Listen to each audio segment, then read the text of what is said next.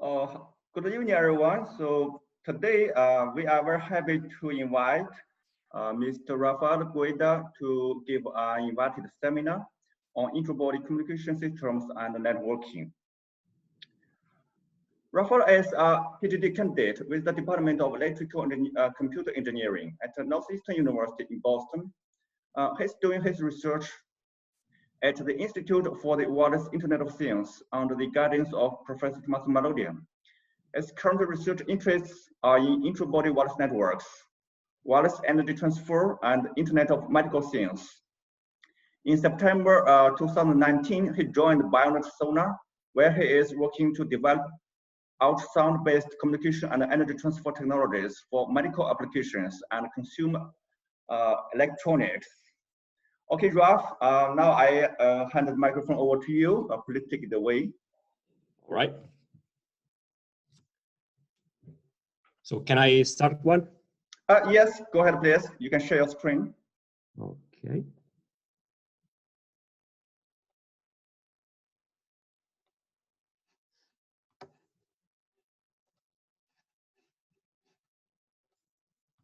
All right, can you see my screen? Yes. Okay. So let me start the presentation. All right. Sorry, 1 second. Let's make sure that this.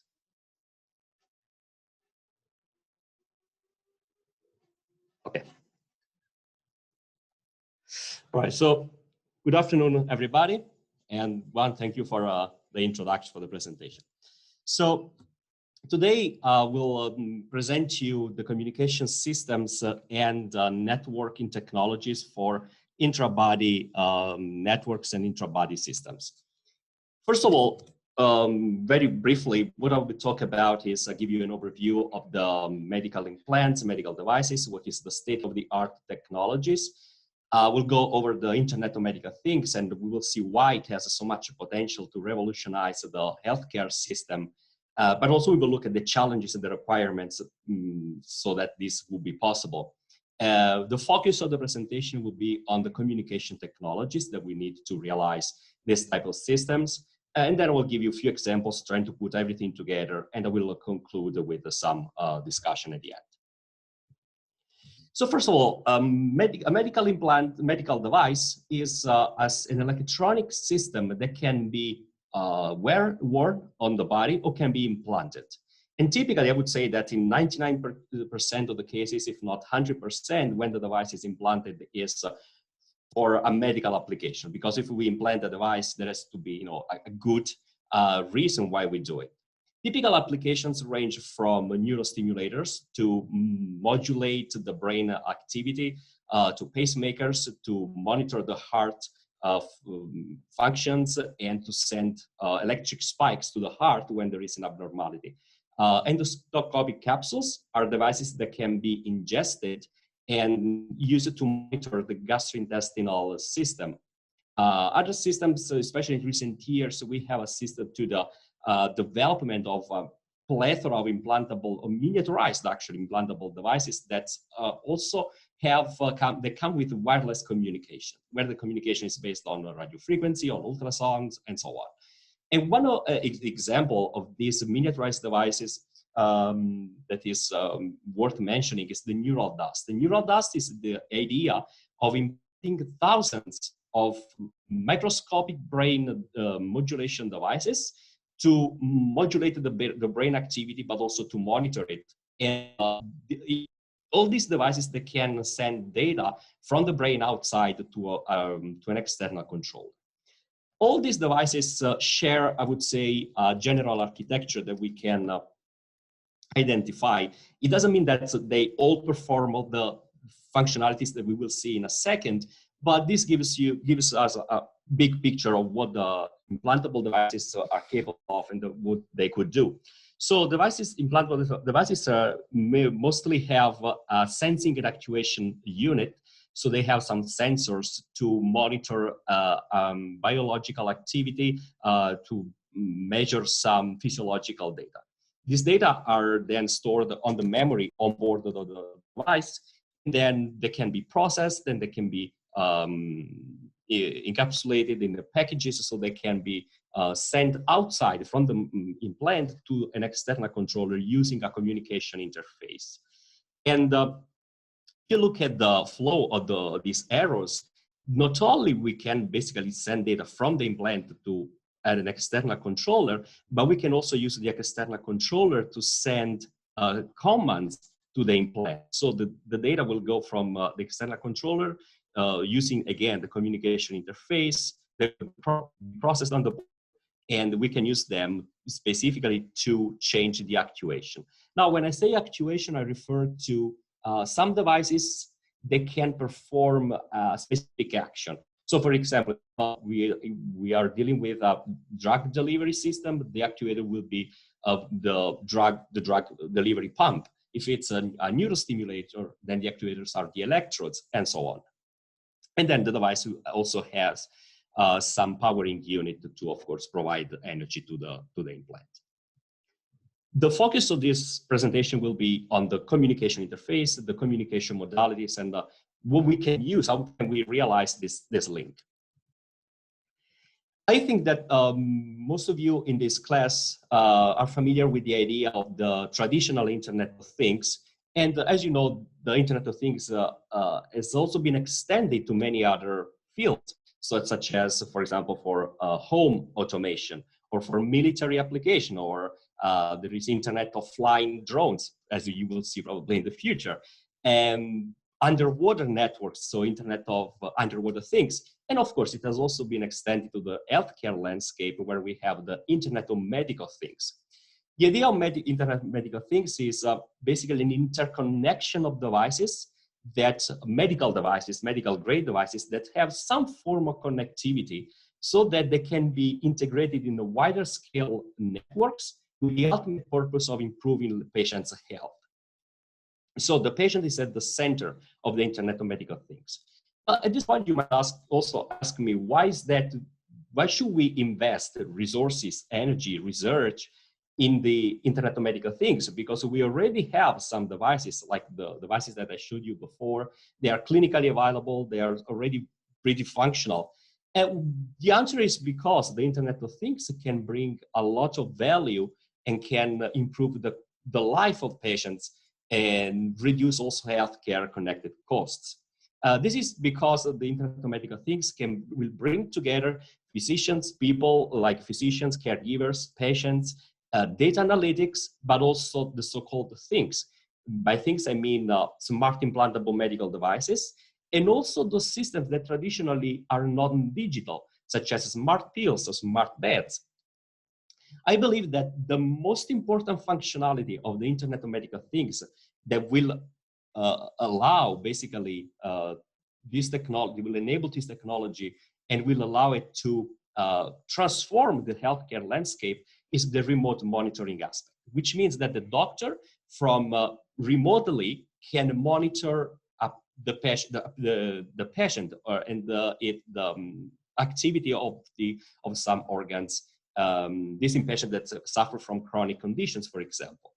But the remote aspect is not only limited to the monitoring functionality, it can also be extended to the actuation, which means that the doctor or physician can basically send a command to the implant remotely, so that it can act through the implant, it can act directly on the human body from kilometers away, and therefore have a faster response to life-threatening events. Of course, a system like this does not exist today, and therefore it also has a possibility of creating new business models. But practically speaking, so the question is, what is possible? What can we do with the Internet of Medical Things? I would say, let's take an example. Imagine a patient that suffers from epilepsy.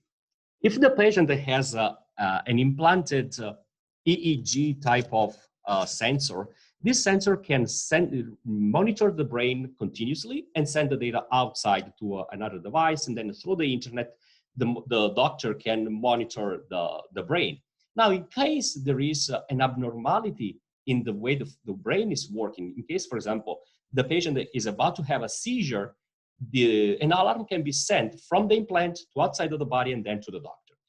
And not only this, but once based on the information received, the doctor can, for example, send actuation commands to act directly on the human body, on the brain, on the ECG, on the seizure implant, on the neurostimulation implant.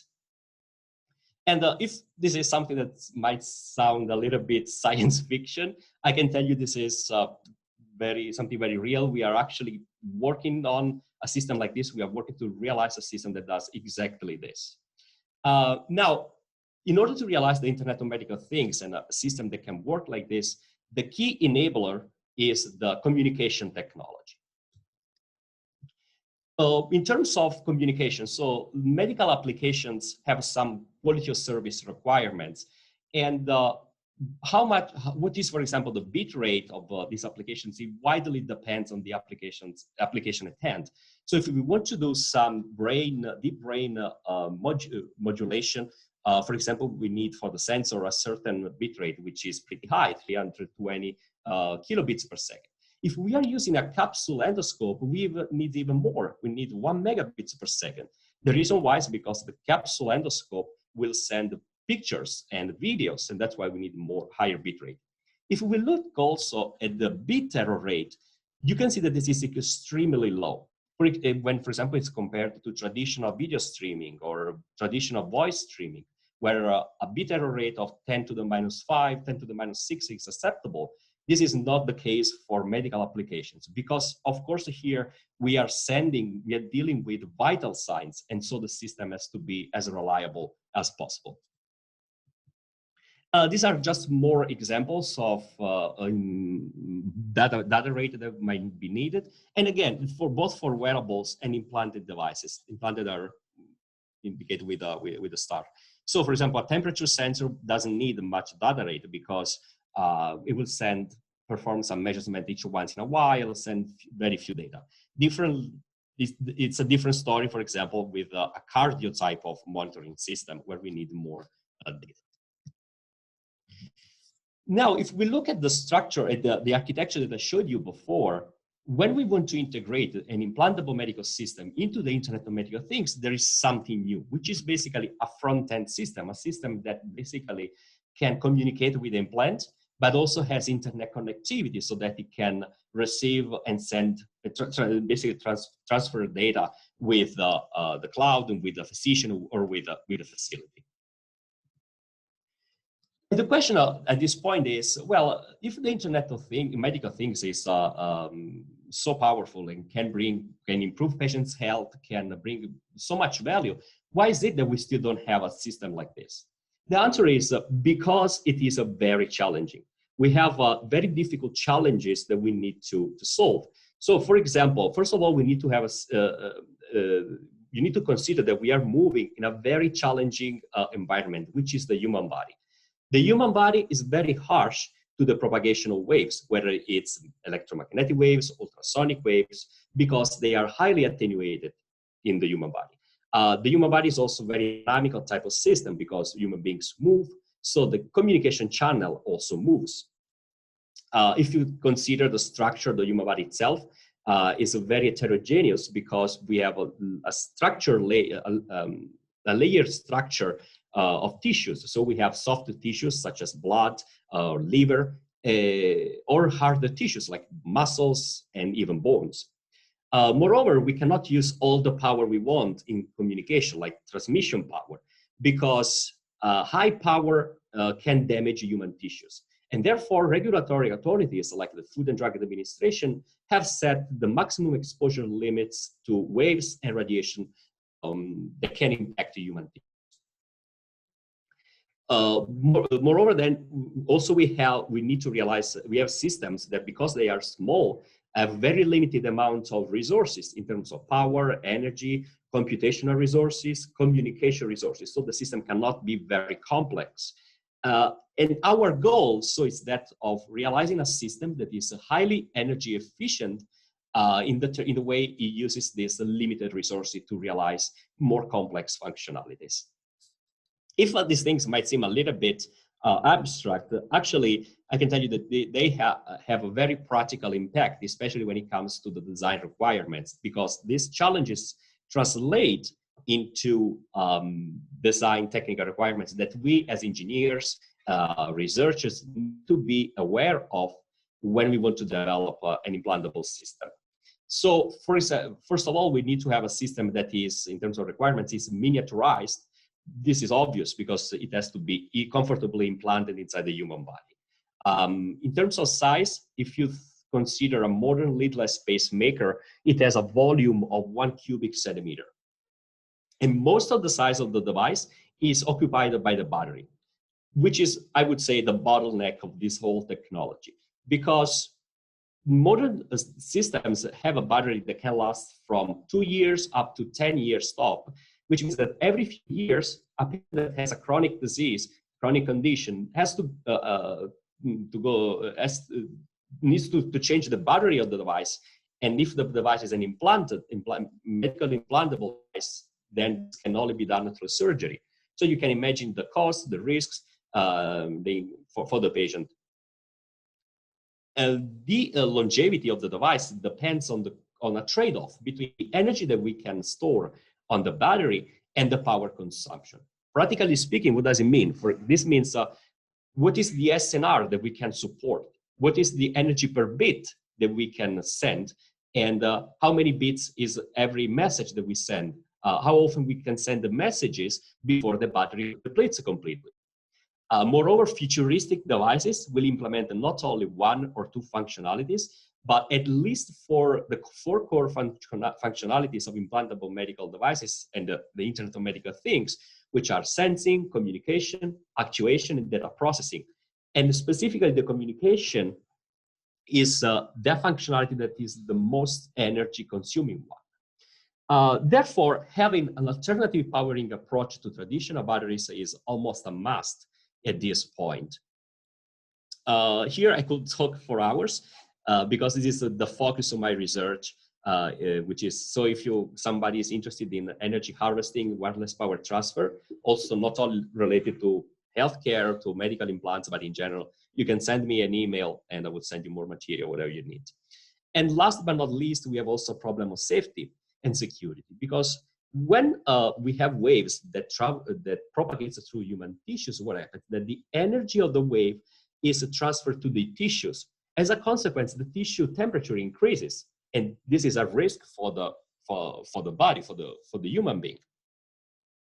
The other problem is that of electromagnetic compatibility, which means that the implant should not interfere with other medical devices, with other wireless devices or other implants. But not only this, there is also a risk of interference from the implant with the vital signs. For example, a wireless system can interfere with the brain activity, with the heart activity.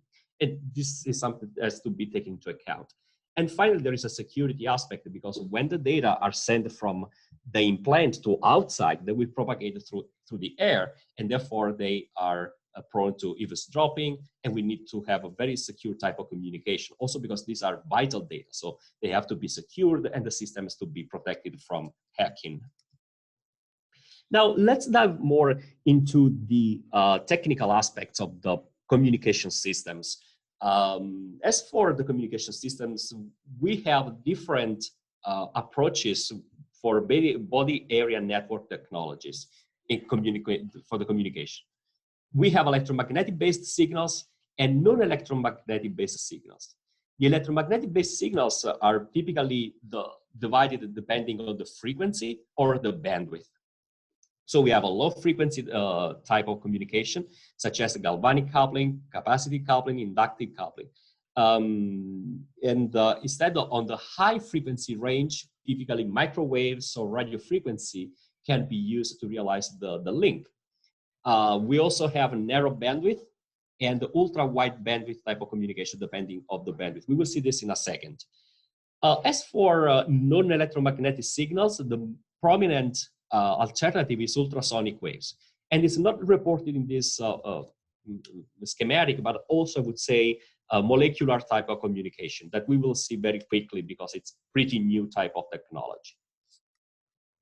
what type of communication modalities can we realize? Well, it depends on what devices we have. If we have, this terminology, I think it's pretty obvious. So we can have communication from a wearable device to another wearable, but we can also have communication from a wearable controller, for example, to the implant, to send the commands from the wearable to the implant.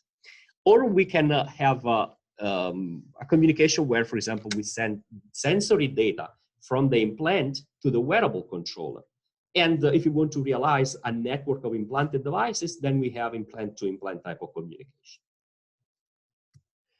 As I said, I was talking about the bandwidths. Here you can see the spectrum and how some bandwidths have been allocated by regulatory authorities like the FCC, the ICNIR, and in the narrow band range, we have some of these bandwidths which are used can be used for general application, like such as the ISM. But the HBC, which is a human body communication, the medical implant communication service, the WMTS, M-band, all these are bandwidths reserved specifically for body communication. On the other hand, there is ultra wideband type of applications that is also again more for general application, not only for medical, but it can be used for body communication as well. So, for example, if we have the mix, which is the most common one, which is the most used one, this one, the mix, we can realize a link that can support up to 400 kilobits per second and a range of 2 meters. Instead, if we use ultra wideband, we can go much higher in data rate, or more than double, which is at 1 megabit per second. But the communication range in tissues is limited. It's only 12 centimeters. So it's a compromise depending on the application. By the way, the definition of ultra wideband is a system that can realize that uses a signal that has a bandwidth of at least 500 megahertz, or a system that uses signals with a fraction of bandwidth larger than 20%. So this that I showed you a second ago is just a bandwidth allocation, but this doesn't define any standard. So what does it mean is that we, for example, can decide on which bandwidth we want to realize our system, we want it to work, and then on top of that, we can realize a proprietary type of physical layer, MAC layer, and so on. Or we can use a standard to realize the physical layer, MAC layer. What type of standards we can use it depends. So there are some standards that are more general, such as 802.15.4, Bluetooth Low Energy. This can be used for body communication. Or specifically, the 802.15.6 is defined for body communication in medical devices. So it defines the narrow bandwidth physical layer, the ultra wideband physical layer, and the human body communication physical, and also the MAC layer. Because we will look at the electromagnetic wave propagation for communication, let me just remind you how the electromagnetic regions can be defined. When we have a dipole or a radiating antenna, depending on the distance from the antenna, we can identify several regions, depending on the distance and on the size of the antenna, D, and the lambda, the wavelength lambda. So the first region is the near field region, then the mid field and the far field region where we have plane waves. The major difference is how the fields decay when we move away from the antenna. So for example, in the first region, near field region, the field decays as 1 over the cubic of the distance, whilst in the far field region, it decays as 1 over D. This is how we can use the propagation of waves to realize the communication link in intra-body networks or intra-body implants. This is a very simplified schematic of communication system. So we have an external transceiver that uses an antenna to send or receive data, to exchange data with the implant. And the implant also has an implantable type of antenna. So that the waves have to propagate both through air and through tissues. And this is basically described by the traditional Maxwell's equation in a medium, specifically in the human tissue. And I will not solve the Maxwell's equations because we don't have time, and I would like to show you also other things. But I want to show you instead the Friese equation for the propagation of waves. And basically, this equation can be used to design the link because it tells us what is the received power once we know the transmitted power. So we can calculate how much power we need to transfer for a certain link. This is actually an extended version of the formula because it also includes the attenuation human body, which is taken into account with this alpha, which is the attenuation coefficient. And this is known, so when it is known for different types of tissues. So once we know what tissues we need to go through with our waves, we can calculate what is the power that we need. Of course, we need the tissue and the depth. Let's look now at a different type of propagation, which happens in the near field region, which is the inductive coupling. Inductive coupling has been used extensively for shorter range communications and applications such as muscle stimulators, retinal implants, cochlear implants. There is not much of a standardization for this type of communication, and it happens in lower frequencies from like 1 mega to 50 megahertz. Again, the structure of the system is very similar, but now the external transceiver and the implant use, instead of an antenna, use coils. And this system is based on the principle of electromagnetic induction between coils. That it works very briefly like this. So essentially what we have an alternating current flowing into the first coil. When there is an alternating current flowing into the coil, we generate an alternating magnetic field that can induce an electromotive force in the secondary coil. The electromotive force is essentially a voltage. So this principle is used to transfer waves from one side of the tissue to the other. You also can notice that there is no air gap between the two coils because they have to be very well aligned, and the air gap will attenuate the waves too much. So they have to be, the transmitter, the external one has to be in contact with the human tissue. And basically, this is the very famous formula in electromagnetics that tells us what is the inducted electromotive force in the secondary coil. And as I said, this depends on the time variation of the magnetic fields generated by the first coil. How can we design a link if we want to realize a communication using inductive coupling? So we need to consider that each coil has a so-called quality factor, which is Q, and it depends on some of the specific parameters of the coil itself, such as the self-inductance and the series resistance. But the link itself is characterized by a so-called coupling coefficient, which is K. And our goal is that of maximizing K. If we want to maximize K, we need to increase, as you can see, M. M is basically the mutual inductance between the two coils, and it depends on the number of turns of the first coil, the number of turns of the second coil, and M0. M0 is the one turn equivalent mutual inductance. So as if we have a link with only one turn on one side and one turn on the other. If we can have a system that has many turns, we are increasing the power transfer efficiency of the system.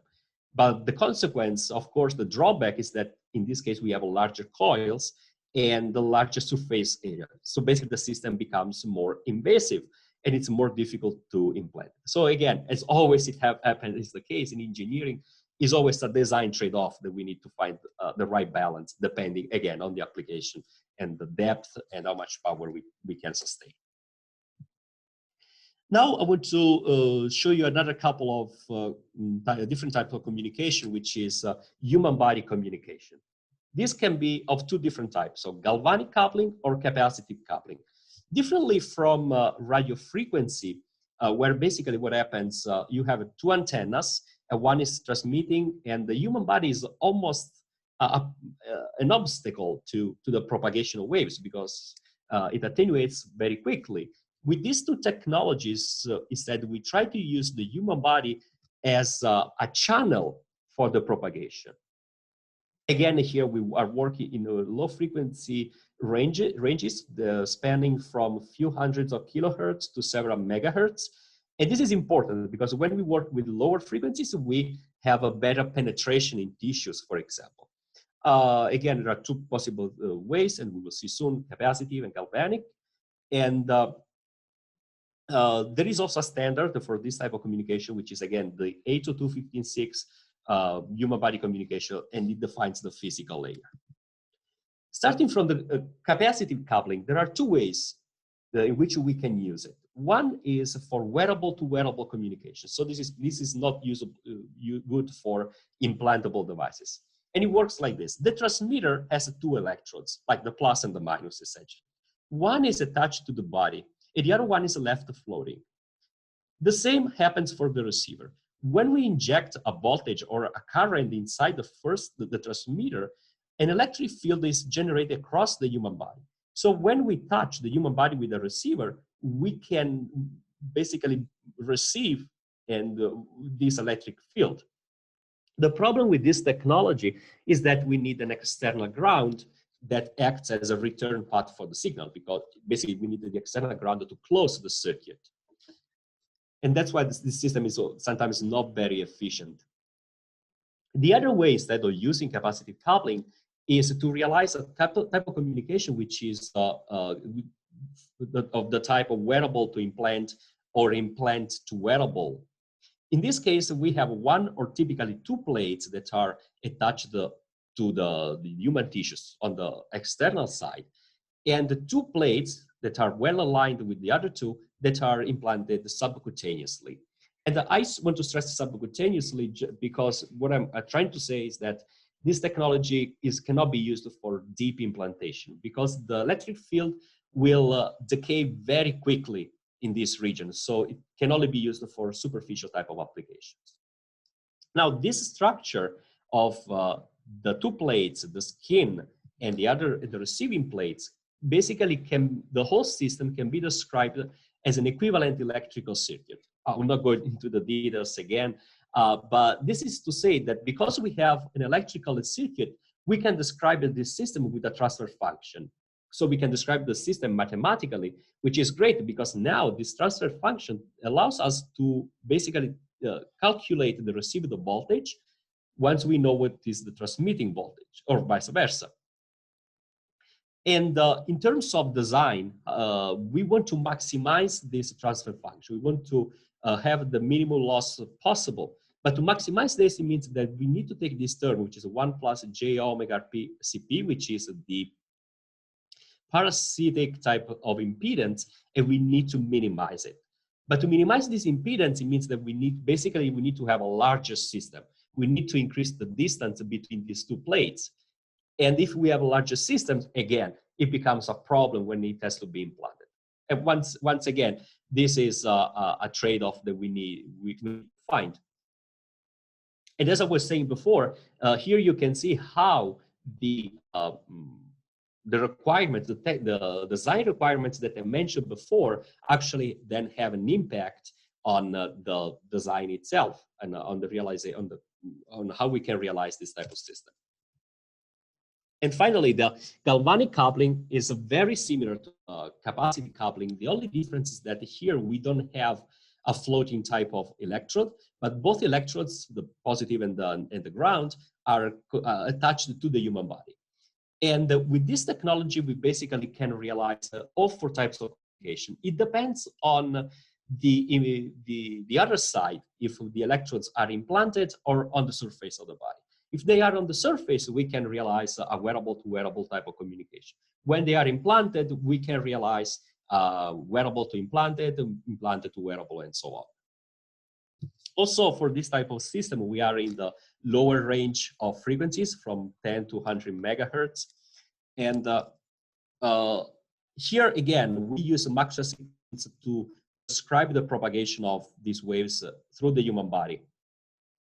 And I mentioned the frequency because since the maximum frequency is only a few megahertz, it means that we can use the quasi-static approximation. Basically, this means that the time-varying fields, such as the magnetic fields and the electric fields, are actually zero. And so once we have these equations, we can now describe the propagation of the signals through the human body. Also for the galvanic coupling, we can use an equivalent electrical circuit. And this is, for example, for one layer of tissue. And if you look a little closer, this is not very different from this type of circuit. Now, I said that galvanic coupling can also be used not only for superficial type of communication, but also from superficial to implanted. This happens when two electrodes are implanted inside the body. But when we implant them, it means that the field has to go from the surface of the body to the implant. So this structure needs to be changed because we don't have only one layer of tissue, but we have several layers. And actually, this structure can easily be extended. As you can see, every layer of tissue has the same structure, and this structure are connected by some impedance values because that describe what is the behavior at the interface between the two mediums, the two media. Now, please bear with me. The last couple of communication, just want to show you methods of propagation that are not based on electromagnetic waves. And one is the based on ultrasonic waves. Now, for those of you who are not very familiar with ultrasonic waves and the difference with electromagnetic waves, is that ultrasonic waves are mechanical waves that are generated at a frequency above 20 kilohertz. So the frequency is much higher than what we can actually hear, and that's why we are not able to hear ultrasonic waves. The mechanical aspect is also important because differently from electromagnetic waves, ultrasonic waves, being mechanical, needs a medium to propagate. So they can only propagate if there is a medium between the transmitter and the receiver, differently from electromagnetic waves that can propagate also in a vacuum in the empty space. But how we can actually generate electromagnetic waves? One possibility, very much used, is by means of these transducers. So again, the schematic is still the same. What we change here in the wireless link is what we use to generate the waves. And piezoelectric transducer use the so-called piezoelectric effect. It works like this. Piezoelectric piezo material has a natural type of polarization, which is called the Pauling voltage. That is, we call it P. We have two different effects. The direct piezoelectric effect consists in this: if we take our piece of material and we compress it or we stretch it, we change the geometry of the material, and we measure the voltage across the device, we can actually see that when we compress or stress it, or stretch it, we can actually measure a voltage.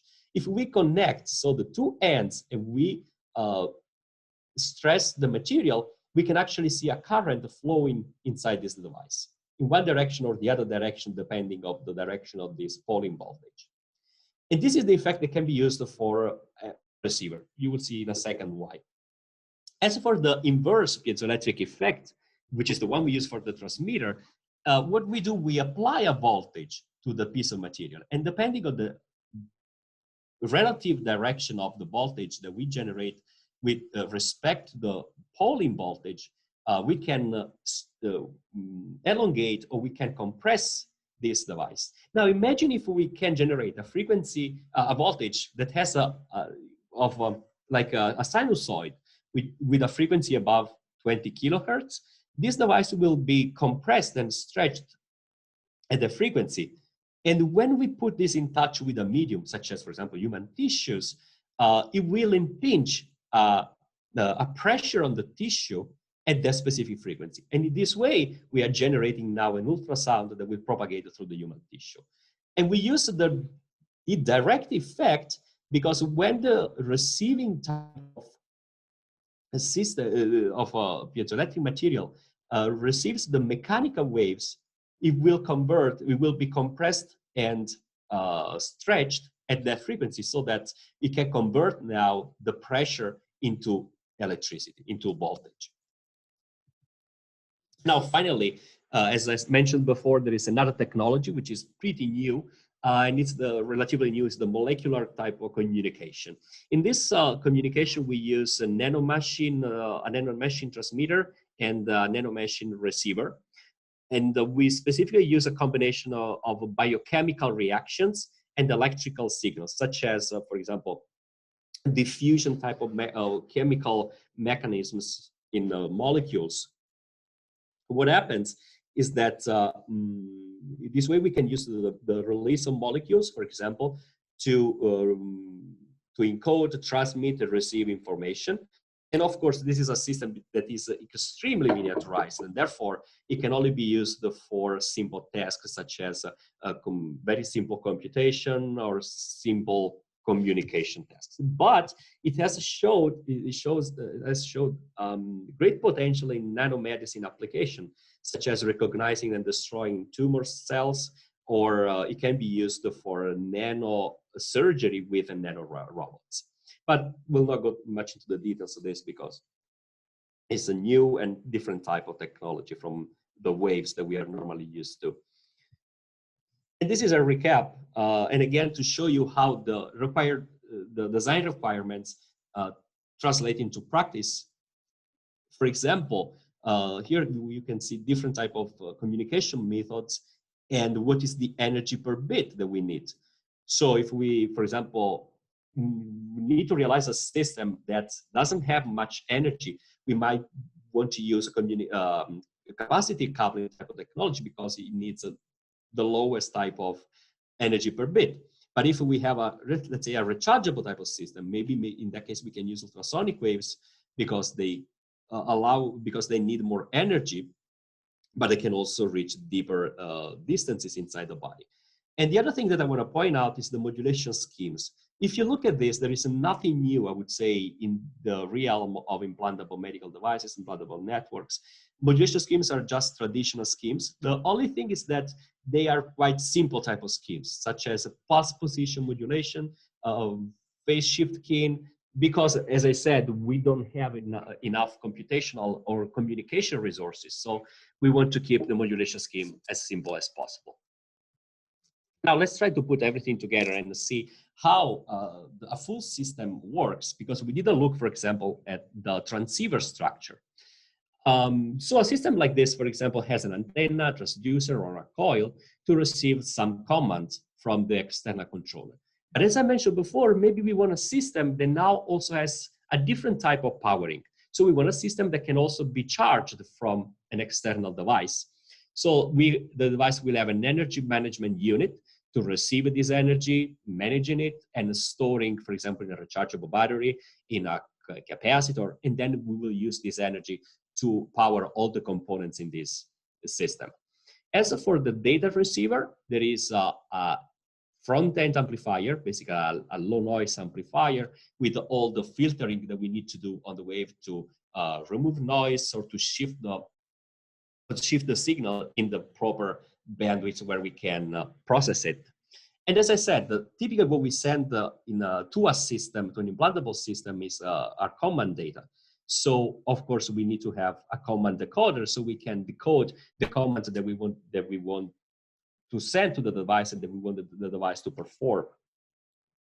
Furthermore, the device needs to have a clock extractor, a clock generator. This is to generate a time reference for the device, because the implant itself has no time reference. So with the clock generator, we can generate this time reference, or we can synchronize the device with an external system. And once we have the commands, we can use them in the actuation unit to select, for example, a specific type of communication. Here, I just as an example, I imagined a brain stimulation type of system, so that we have a specific command that we can select the specific stimulation that we want to realize. On the other hand, conversely, if we want to send data from the implant to outside of the body, the system will have some sensor to monitor and to detect some physiological activity. Now, this the voltage that this sensor gives is typically very small, and therefore we need a front-end amplifier. So we can amplify what the sensor has detected, and then after the amplifier, because the signal is analogic, we need to convert it from analog to digital with an ADC. Once we have this conversion, we can process the data. And for example, we can encode them and then use a data telemetry system to send the data outside of the body. And again, here we can use an antenna, transducer coil, depending on the technology.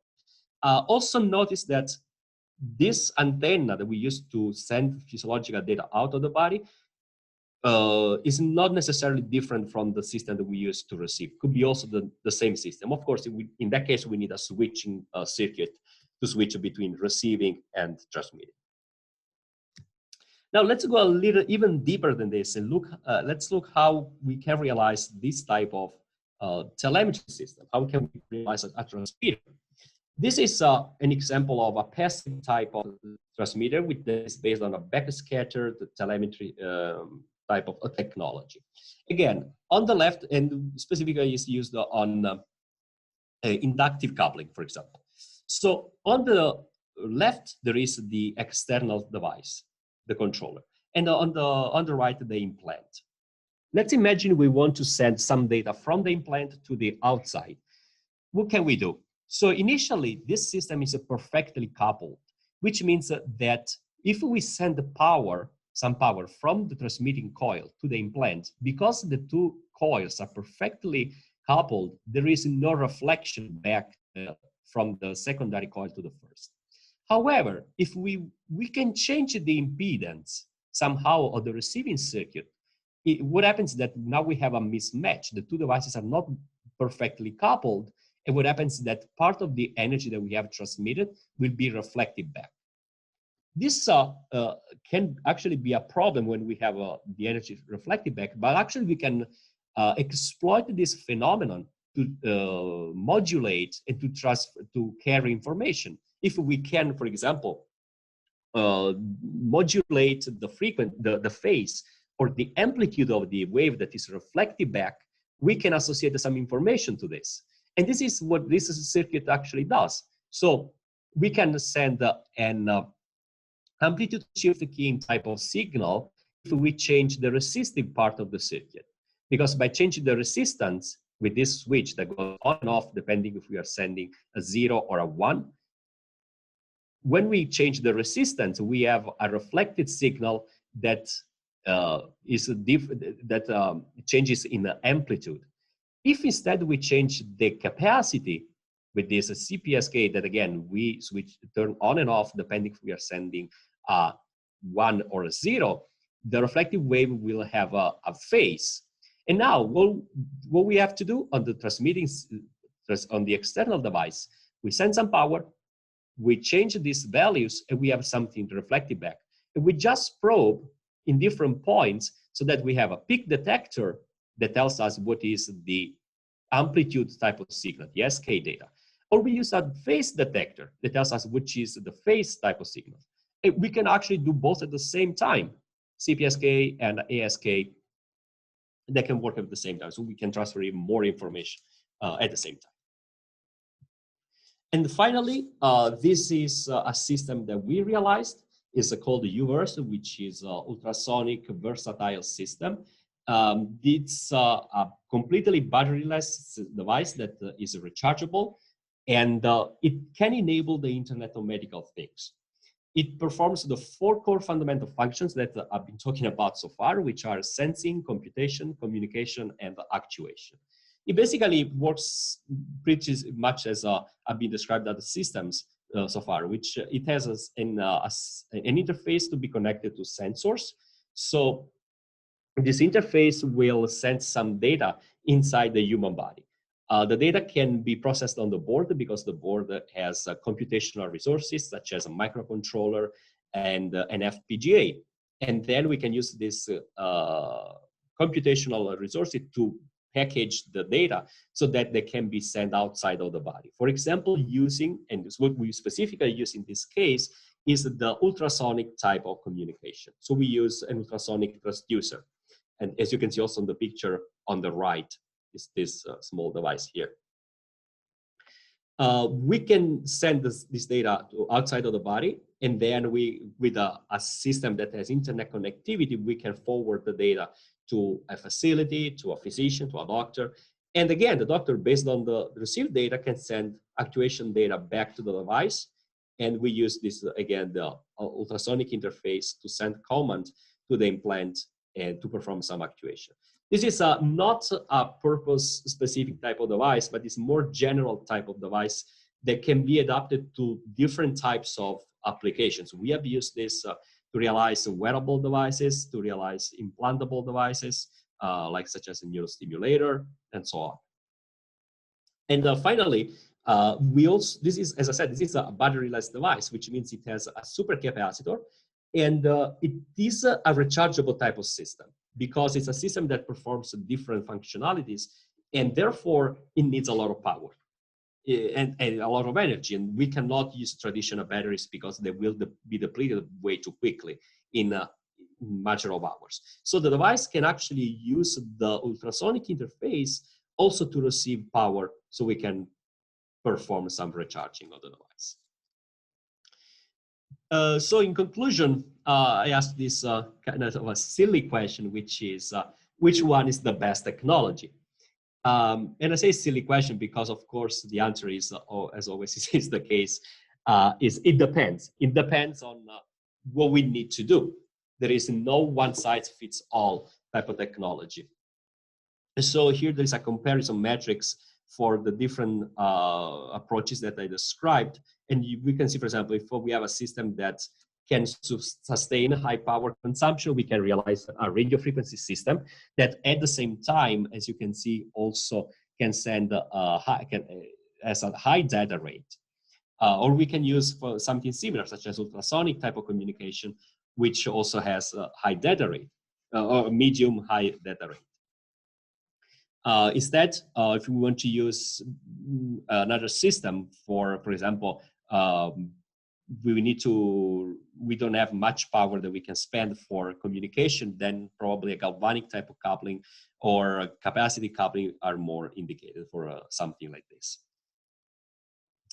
And yeah, this concludes basically my presentation. These are some links to bibliography and resources. If you need, you can go through this. And yeah, if you have questions for me,